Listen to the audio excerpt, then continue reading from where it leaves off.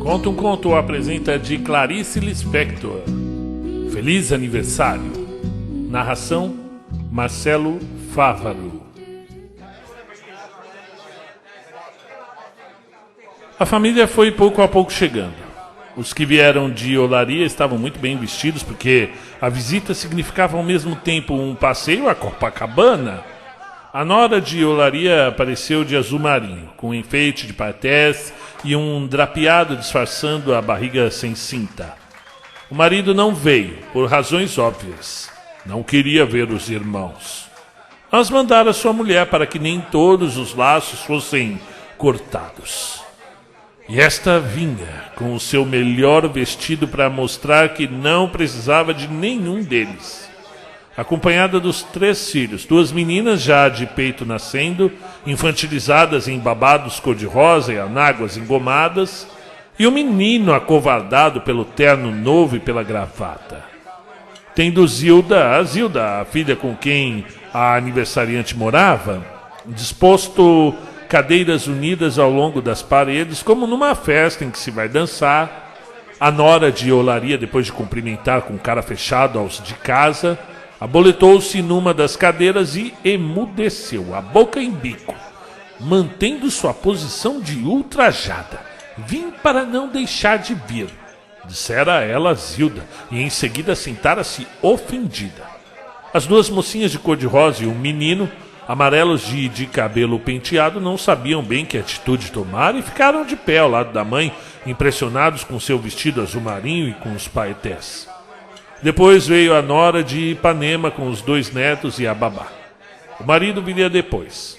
E como Zilda, a única mulher entre os 6 irmãos, homens, e a única que estava decidido já havia anos, tinha espaço e tempo para alojar a aniversariante, e como Zilda estava na cozinha a ultimar com empregados croquetes e sanduíches, ficaram. A nora de Olaria, empertigada com seus filhos de coração inquieto ao lado, a nora de Ipanema na fila oposta das cadeiras, fingindo ocupar-se com o bebê para não encarar a concunhada de Olaria, e a babá, ociosa e uniformizada com a boca aberta. E a cabeceira da grande mesa, a aniversariante que fazia hoje 89 anos. Zilda, a dona da casa, arrumara a mesa cedo. Enchera-a de guardanapos de papel colorido e copos de papelão alusivos à data. Espalhara balões sungados pelo teto, em alguns dos quais estava escrito Happy Birthday, em outros Feliz Aniversário. No centro havia disposto o enorme bolo açucarado. Para adiantar o expediente, enfeitara a mesa logo depois do almoço. Encostara as cadeiras à parede, mandara os meninos brincar no vizinho para não desarrumar a mesa. E para adiantar o expediente, vestira a aniversariante logo depois do almoço.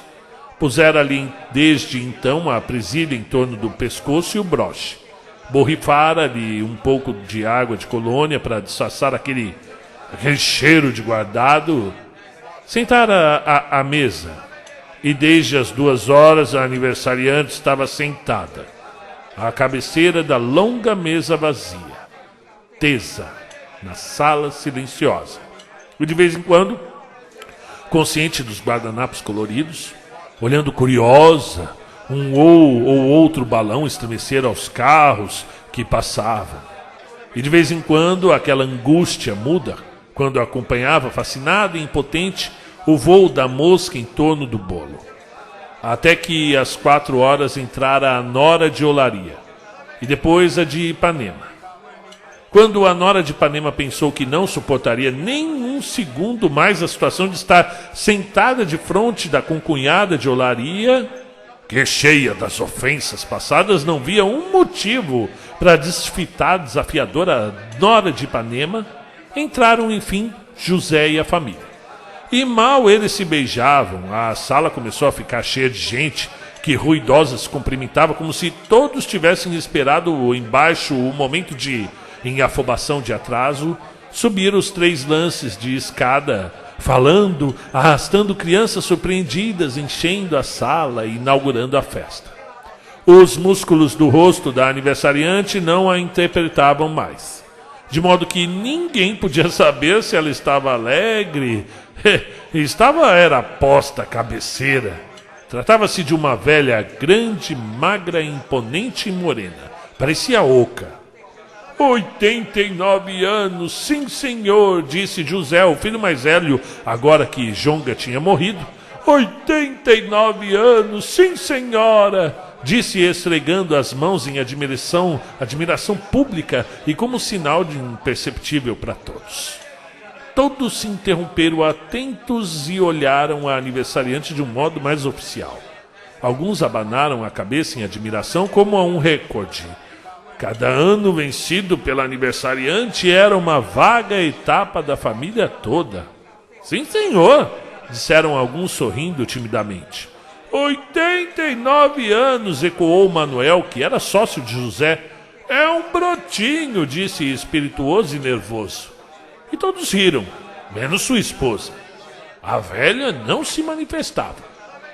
Alguns não lhe haviam trazido presente nenhum. Outros trouxeram saboneteira, uma combinação de jersey, um broche de fantasia, um vasinho de cactos. Nada que a dona da casa pudesse aproveitar para si mesma ou para os seus filhos. Nada que a própria aniversariante pudesse realmente aproveitar, constituindo assim uma economia. A dona da casa guardava os presentes, amarga, irônica. 89 anos, repetiu Manuel aflito, olhando para a esposa. A velha não se manifestava.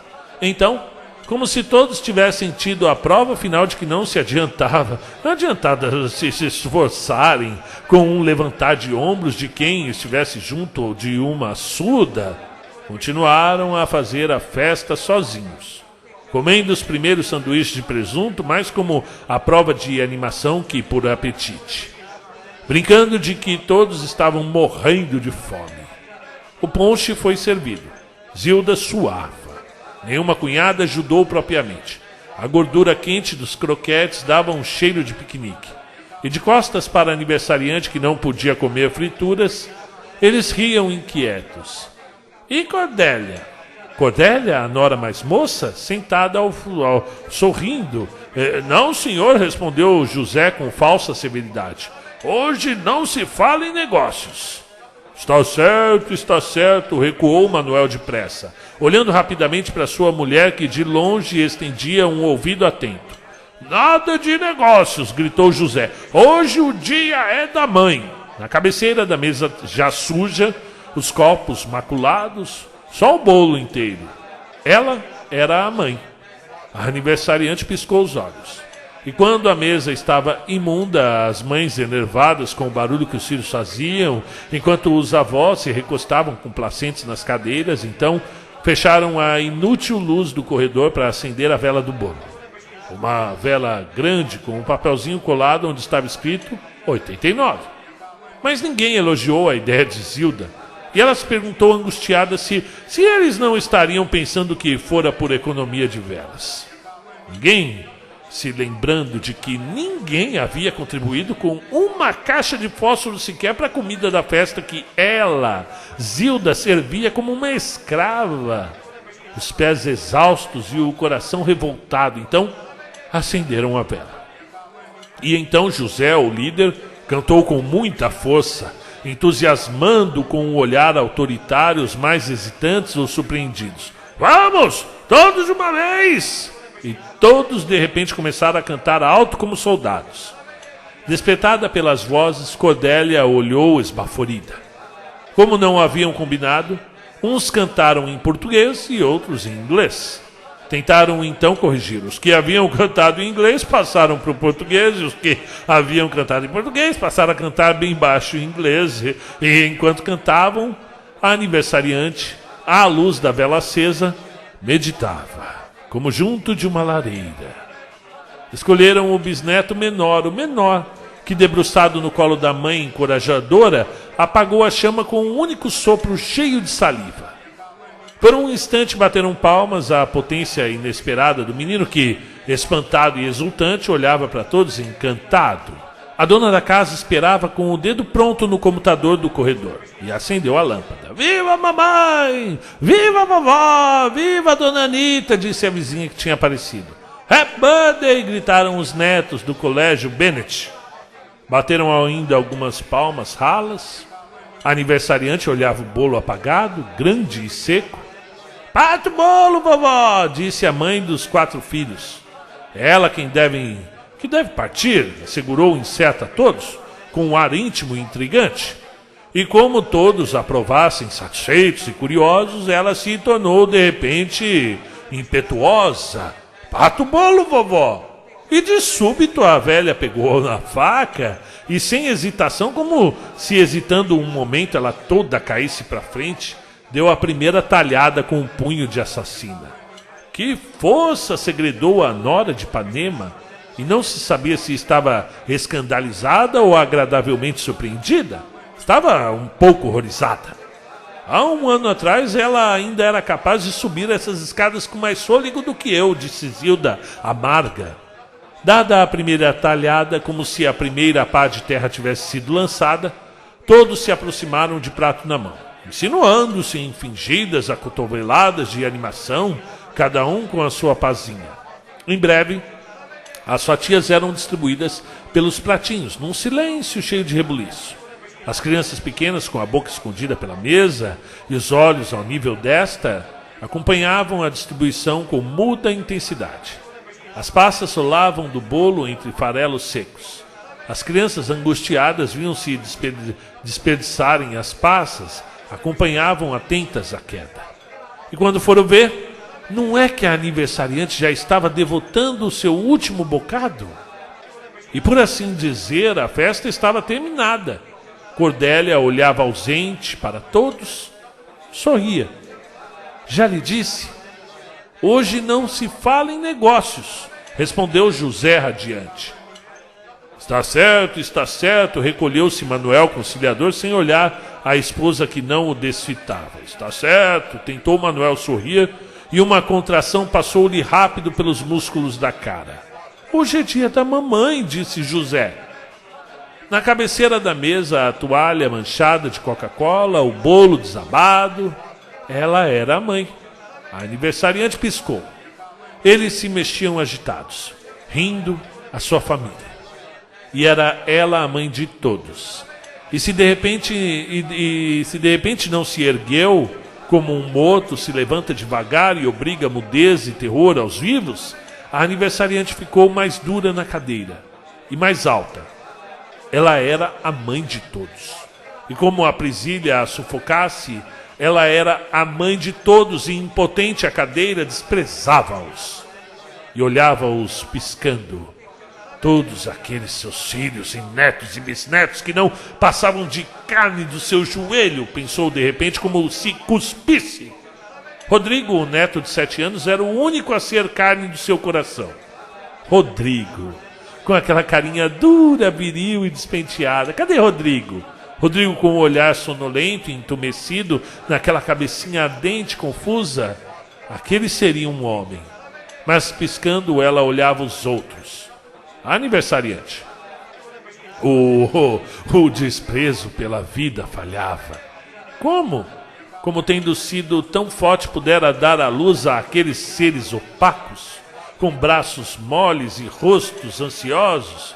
Ela, a forte que casara em hora e em tempo devidos com um homem, um bom homem, a quem obediente e independente ela respeitara. A quem respeitara e lhe fizera filhos e lhe pagara os partos e lhe honrara os resguardos. O tronco fora bom, mas dera aqueles azedos e infelizes frutos, sem capacidade sequer para uma boa alegria. Como pudera ela dar à luz àqueles seres risonhos, fracos e sem austeridade? O rancor roncava no seu peito vazio. Uns comunistas!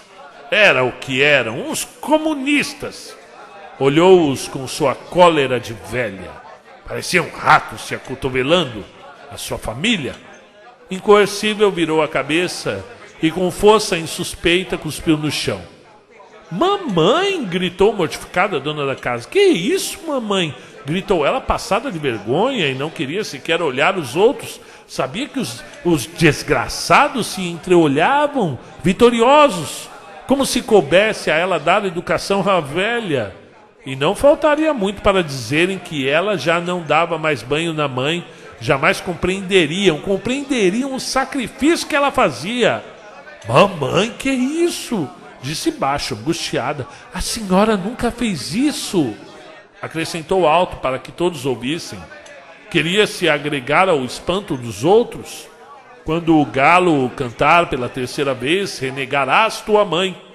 Mas seu enorme vexame suavizou-se quando ela percebeu que eles abanavam a cabeça como se estivessem de acordo que a velha não passava agora de uma criança. Ultimamente ela deu para cuspir. Terminou então confessando contrita para todos.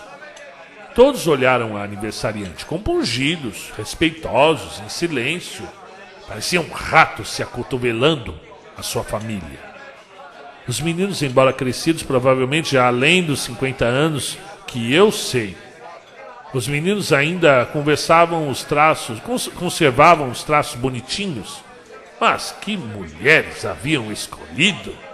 E que mulheres os netos, ainda mais fracos e mais azedos, haviam escolhido, todas vaidosas e de pernas finas, com aqueles colares falsificados de mulher que na hora não aguenta a mão. Aquelas mulherzinhas que casavam mal os filhos, que não sabiam pôr uma criada em seu lugar, e todas elas com as orelhas cheias de brincos. Nenhum de ouro. A raiva sufocava.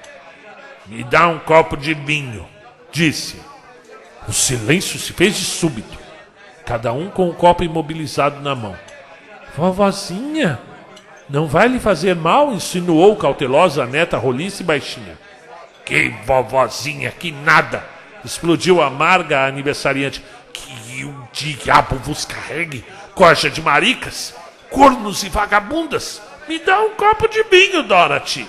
Ordenou. Dorothy não sabia o que fazer, olhou para todos em pedido cômico de socorro, mas como máscaras isentas e inapeláveis, de súbito nenhum rosto se manifestava. A festa interrompida. Os sanduíches mordidos na mão. Algum pedaço que estava na boca a sobrar seco, inchando tão fora de hora a bochecha. Todos tinham ficado cegos, surdos, mudos, com croquetes na mão, e olhavam impassíveis. Desamparada, divertida, Dorothy deu o vinho, astuciosamente apenas 2 dedos no copo. Inexpressivos, preparados, todos esperavam pela tempestade. Mas não só a aniversariante não explodiu com a miséria de vinho que Dorothy lhe dera, como não mexeu no copo. Seu olhar estava fixo, silencioso, como se nada tivesse acontecido. Todos se olharam polidos, sorrindo cegamente, abstratos como se um cachorro tivesse feito um xixi na sala. Com estoicismo, recomeçaram as vozes e risadas. A nora de Olaria, que tivera seu primeiro momento uníssono com os outros quando a tragédia vitoriosamente parecia prestes a se desencadear, teve que retornar sozinha à sua severidade, sem ao menos o apoio dos 3 filhos que agora se misturavam traidoramente com os outros. De sua cadeira reclusa, ela analisava crítica aqueles vestidos sem nenhum modelo, sem nenhum drapeado. A mania que tinham de usar vestido preto com colar de pérolas, o que não era moda coisa nenhuma. Não passava era de economia. Examinando distante os sanduíches que quase não tinham levado manteiga. Ela não se servira de nada, só comera uma coisa de cada, para experimentar. E por assim dizer, de novo a festa estava terminada. As pessoas ficaram sentadas, benevolentes, algumas com a atenção voltada para dentro de si, à espera de alguma coisa dizer, outras vazias e expectantes, com um sorriso amável, o estômago cheio daquelas porcarias que não alimentavam, mas tiravam a fome, e as crianças já incontroláveis. Gritavam, cheias de vigor. Umas já estavam de cara imunda, as outras menores já molhadas. A tarde cala rapidamente. E Cordélia, Cordélia olhava ausente, com um sorriso estonteado, suportando sozinha o seu segredo. O que ela tem? O que é que ela tem além?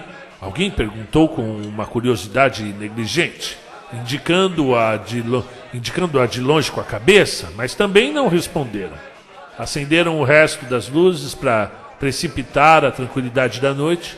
As crianças começavam a brigar, mas as luzes eram mais pálidas que a tensão pálida da tarde. E o crepúsculo de Copacabana, sem ceder, no entanto, se alargava cada vez mais e penetrava pelas janelas com um peso.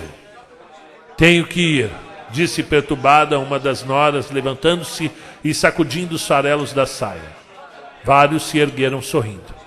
A aniversariante recebeu um beijo cauteloso de cada um, como se sua pele tão infamiliar fosse uma armadilha. E impassível, piscando, recebeu aquelas palavras propositadamente atropeladas que lhe diziam, tentando dar um final arranco de efusão ao que não era mais senão um passado. A noite já viera quase totalmente. A luz da sala parecia então mais amarela e mais rica. As pessoas envelhecidas. As crianças já estavam histéricas. Será que ela pensa que o bolo substitui o jantar? Indagava-se a velha nas suas profundezas. Mas ninguém poderia adivinhar o que ela pensava. E para aqueles que junto da porta ainda olharam mais uma vez, a aniversariante era apenas o que parecia ser. Sentada à cabeceira da mesa, imunda, com a mão fechada sobre a toalha, como encerrando um cetro, com aquela mudez que era a sua última palavra. Com um punho fechado sobre a mesa, nunca mais ela seria apenas o que ela pensasse. Sua aparência, afinal, a ultrapassara e, superando-a, se agigantava serena. Cordélia olhou-a espantada. O punho mudo e severo sobre a mesa dizia para a infeliz nora que, sem remédio, amava talvez pela última vez. É preciso que se saiba. É preciso que se saiba que a vida é curta. Que a vida é curta. Porém, nenhuma vez mais repetiu, porque a verdade era um relance. Cordélia olhou-a estarrecida e, para nunca mais, nenhuma vez repetiu, enquanto o Rodrigo, o neto da aniversariante, puxava a mão daquela mãe culpada, perplexa e desesperada, que mais uma vez olhou para trás, implorando a velhice, ainda um sinal de que uma mulher deve, num ímpeto dilacerante, enfim, agarrar sua derradeira chance de viver. Mais uma vez Cordélia quis olhar. Mas a esse novo olhar, a aniversariante era uma velha à cabeceira da mesa. Passara o relance, e arrastada pela mão paciente e insistente de Rodrigo, a nora seguiu-o espantada. Nem todos têm o privilégio e o orgulho de se reunirem em torno da mãe, pigarreou José, lembrando-se de que Jonga é quem fazia os discursos. Da mãe, vírgula, riu baixo a sobrinha, e a prima mais lenta riu sem achar graça. Nós temos, disse Manuel acabrunhado, sem mais olhar para a esposa. Nós temos esse grande privilégio, disse distraído, enxugando a palma úmida das mãos. Mas não era nada disso. Apenas o mal-estar da despedida, nunca se sabendo ao certo o que dizer. José esperando de si mesmo com perseverança e confiança a próxima frase do discurso. Que não vinha. Os outros aguardavam. Como Jonga fazia falta nessas horas, José enxugou a testa com lenço. Como Jonga fazia falta nessas horas.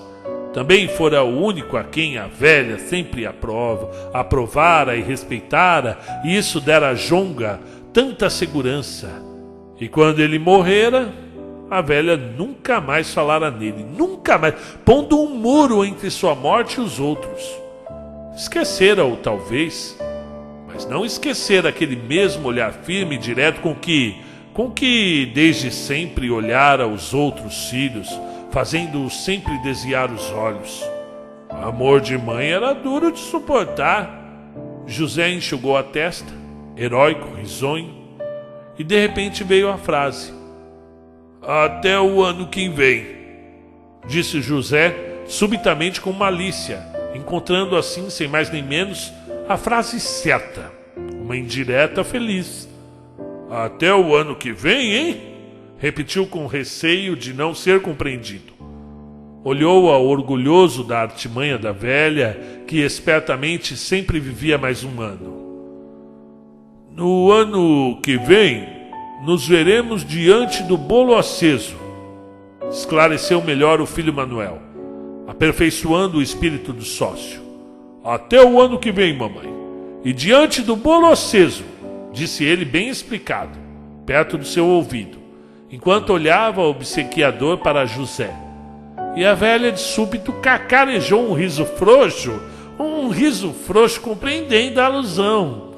Então ela abriu a boca e disse: pois é. Estimulado pela coisa ter dado tão inesperadamente certo, José gritou-lhe emocionado, grato, com os olhos úmidos: no ano que vem, nos veremos, mamãe. Eu não sou surda, disse a aniversariante rude, acarinhada. Os filhos se olharam rindo, vexados, felizes. A coisa tinha dado certo. As crianças foram saindo alegres, com o apetite estragado. A nora de Olaria deu um cascudo de vingança no filho alegre demais e já sem gravata. E as escadas eram difíceis, escuras, incrível insistir em morar num prédiozinho que seria fatalmente demolido mais dia menos dia. E na ação de despejo, Zilda ainda ia dar trabalho e querer empurrar a velha para as noras. Pisado o último degrau, com alívio, os convidados se encontraram na tranquilidade fresca da rua. Era noite, sim. Com o seu primeiro arrepio. Adeus, até outro dia, precisamos nos ver. Apareçam, disse rapidamente. Alguns conseguiram olhar nos olhos dos outros com uma cordialidade sem receio. Alguns abotoavam os casacos das crianças, olhando o céu à procura de um sinal do tempo, todos sentindo obscuramente que na despedida se poderia, talvez, agora sem perigo de compromisso, ser bom e dizer aquela palavra a mais. Sabe que palavra? Eles não sabiam propriamente, mas e olhavam-se, sorrindo, mudos. Era um instante que pedia para ser vivo, mas que era morto. Começaram a se separar, andando meio de costas, sem saber como se desligar dos parentes bem, sabe, sem aquela brusquidão. Até o ano que vem, repetiu José em direta feliz, acenando a mão com vigor efusivo. Os cabelos ralos e brancos esvoaçavam. Ele estava gordo, pensaram. Precisava tomar cuidado com o coração. Até o ano que vem, gritou José, eloquente e grande. E sua altura parecia desmoronável.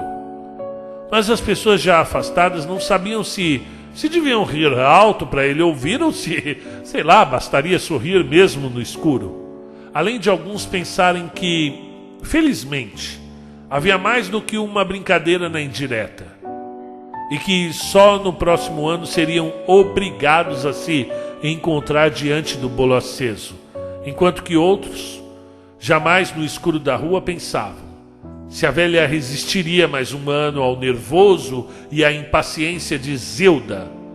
Mas eles, sinceramente, nada podiam fazer a respeito. Pelo menos 90 anos, pensou melancólica a nora de Ipanema. Para completar uma data bonita, pensou sonhadora. E enquanto isso, lá em cima, sobre as escadas e contingências, estava a aniversariante, sentada à cabeceira da mesa, ereta, definitiva, maior do que ela mesma. Será que hoje não vai ter jantar? Meditava ela. A morte era o seu mistério. Clarice Lispector, extraído do livro Laços de Família,